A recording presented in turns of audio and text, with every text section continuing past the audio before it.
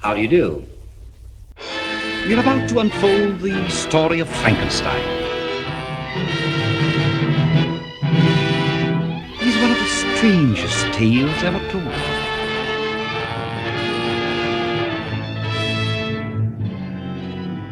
I think it will thrill you. It may shock you. It might even horrify you. Well, we've warned you. I guess I'll start with that. You've been warned. Welcome back to Frankenstein Minute, where we dissect the Frankenstein movies 1 minute at a time. My name is Bill Evenson. And my name is Tom Lang, and we are on minute 11, where Elizabeth has received a letter from Henry, the first in 4 months. She said, we talked about last week, some mysterious content. Some mysterious content. Henry's up to something.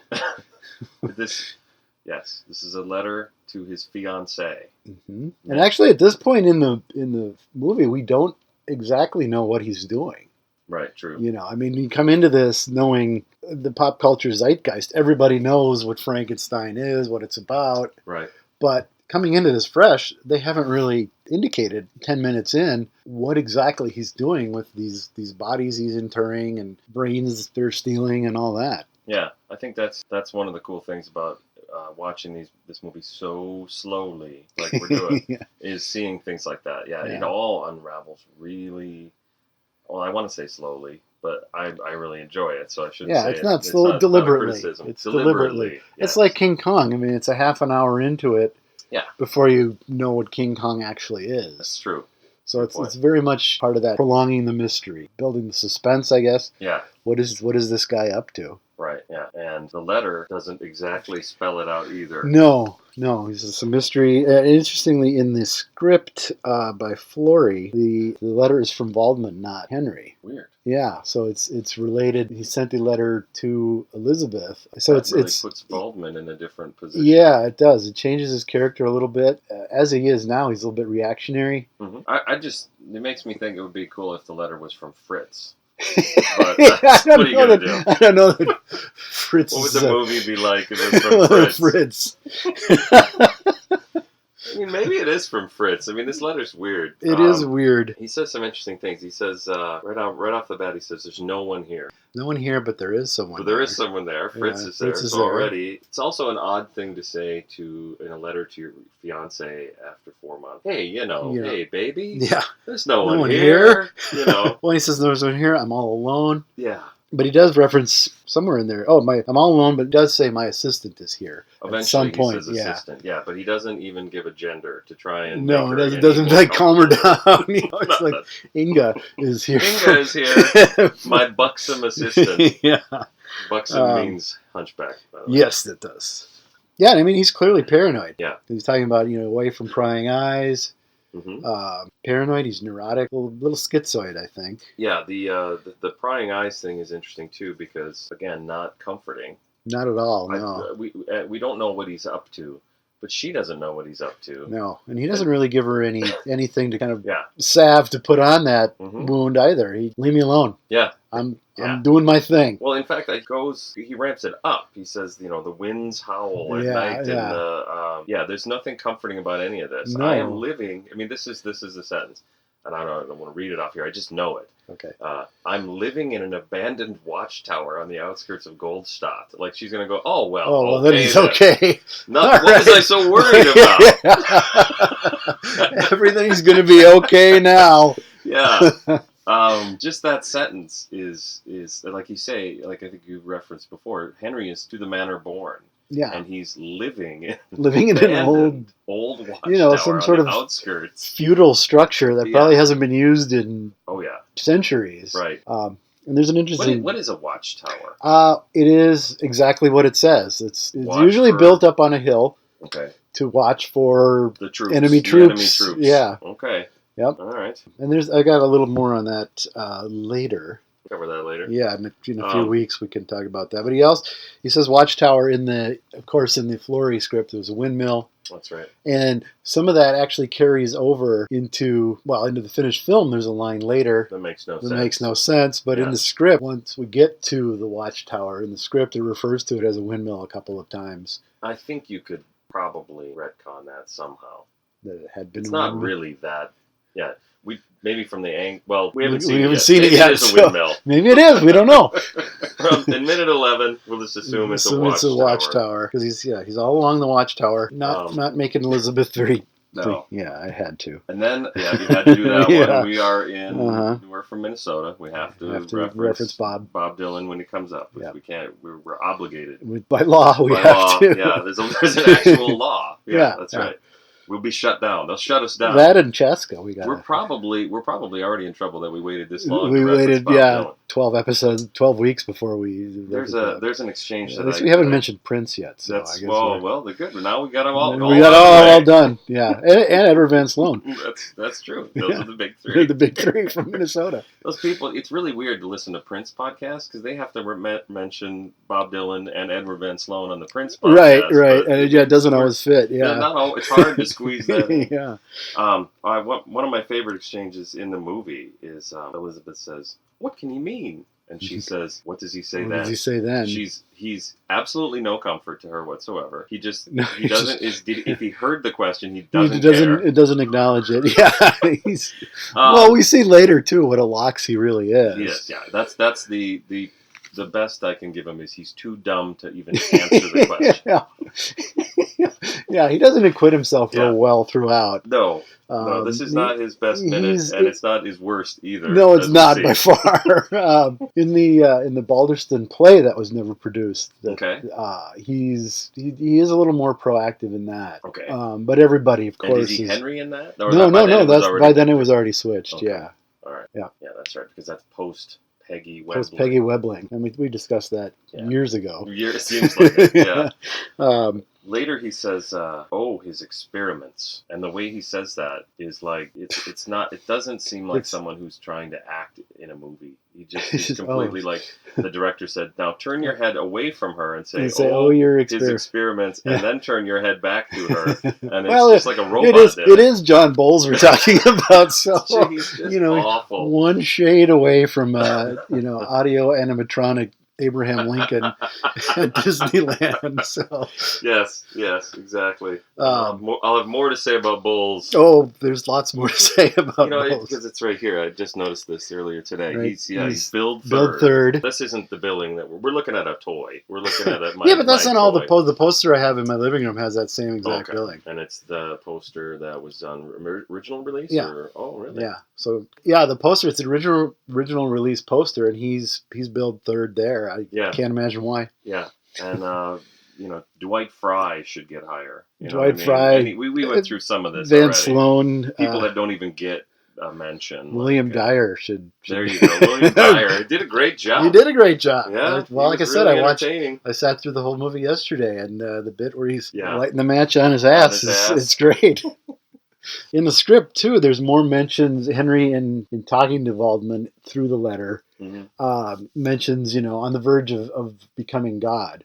And, oh, he's blaspheming, and Mhm. that all was cut out at some Interesting. point because there's some in both scripts. There's more of it in the play script. It's almost like this letter is well. If Henry, I wouldn't say Henry designed it this way, but maybe the movie designs it this way to ramp up her worry. Yeah, I think so. Like we said, Yeah. I'm living in a Yeah. watchtower, prying eyes can't see into my Yeah. secrets.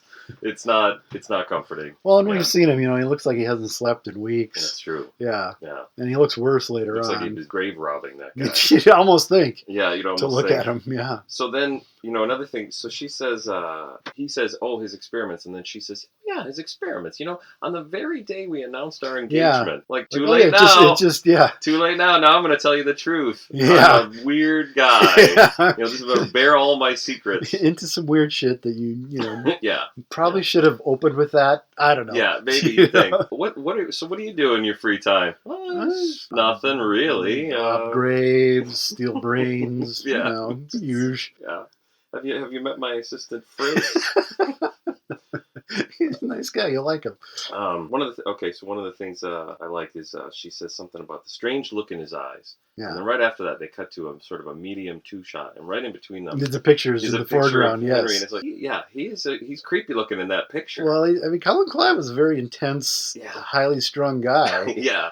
He couldn't be better cast. Yeah, absolutely. They talked about Leslie Howard and a few others. I don't think any of them would have brought the intensity that Clive brings to it. I mean, it's one of those things too where I don't really have any other Colin Clive experience. I haven't. I've seen him in a few things. Okay, yeah. Is good. Is he? It varies Henry again. Frankenstein. No. Okay. It varies depending on the role. Certainly, Mad Love. It's a similar, high-strung, neurotic kind of guy. Yeah. But it's different. Yeah. He's not.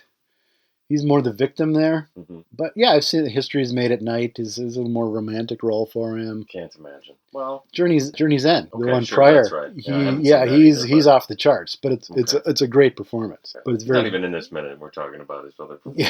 Yeah. Well, he is sort though. of is. He That's is sort true. of is. There's an 8x10 of him right there, center frame. Because I was going to point that out before, because a few minutes back when they first walk over to that piano, it's there in the foreground, and I didn't mention it. Yeah. But the whole scene, he's not in it, but it's about him. Yeah, and he's right there listening. Yeah. Kind of. Yeah. Or his presence. His presence is there. Yeah. Yeah. He's not looking at them. He's looking out at us, I guess. But he's right there. Yeah. Yeah. Another thing I like that she says is, "Of course, I never doubted you." Yeah. Which is kind of. You might want to rethink that policy too. Yeah. What I find odd, and I'm wondering if it's just a product of numerous rewrites, is that at the beginning of the scene, she says, well, the first word in 4 months. Victor says, I just saw him 3 weeks ago. Yeah, I just bumped into him. Why didn't you say that before? I know. Lead with that. Yep, exactly. I had that one here. Yeah. Lead with that. Exactly. Hey, guess what? Guess who I saw? Yeah, exactly. There you go. Yeah. I noticed one other thing too. The flames on the candles are just whipping along. It's very drafty. It's drafty in Frankenstein's Yeah. manner, yeah. Okay, so that's right. At this point, we've talked about where they are. They are definitely in Castle. Well, they are, because when they go out into the next minute, they'll go out in the hallway. Yes. And it's the same hallway we see during the wedding towards the climax. Okay. So I'm assuming she's just hanging out. Well, in the book, she lives with them. It's a weird relationship. It's depending on which version you read. They're cousins. They're not cousins. There's some odd. You think it's weird in this? Yeah. Yeah. The book is Mary Shelley came from very progressive parents. Yeah. Her mother, Mary Wollstonecraft, pretty much invented feminism. Mm-hmm. So I was just reading about that the other day. Yeah, Mary Wollstonecraft, prominent. It was like one of the first, Yeah, big time and then feminists. her daughter goes on to write Frankenstein. Right. Yeah. It's really interesting to think about. And William Godwin himself was a pretty radical thinker as well. Mm-hmm. And certainly the crowd she hung with. Mm-hmm. Were out that's there, true. Yeah, exactly. As we'll see. As we'll find out in a couple of years or whatever it is.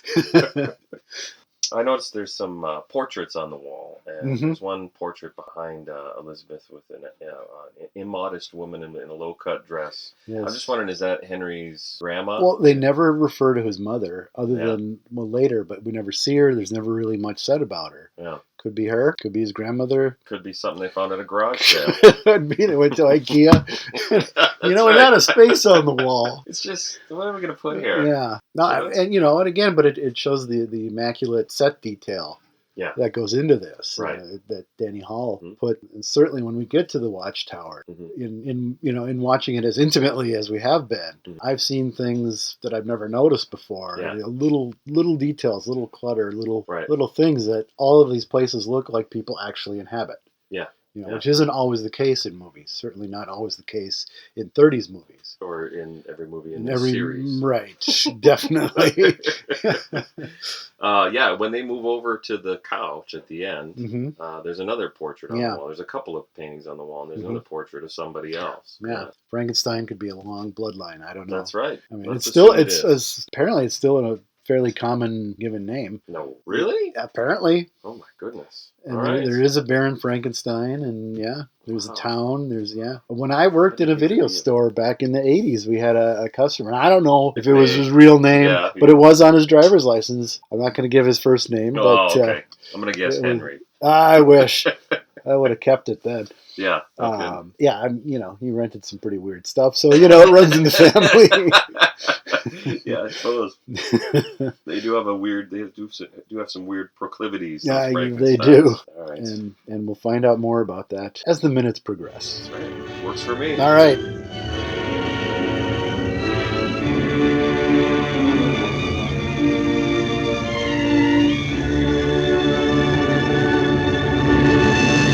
Belong dead.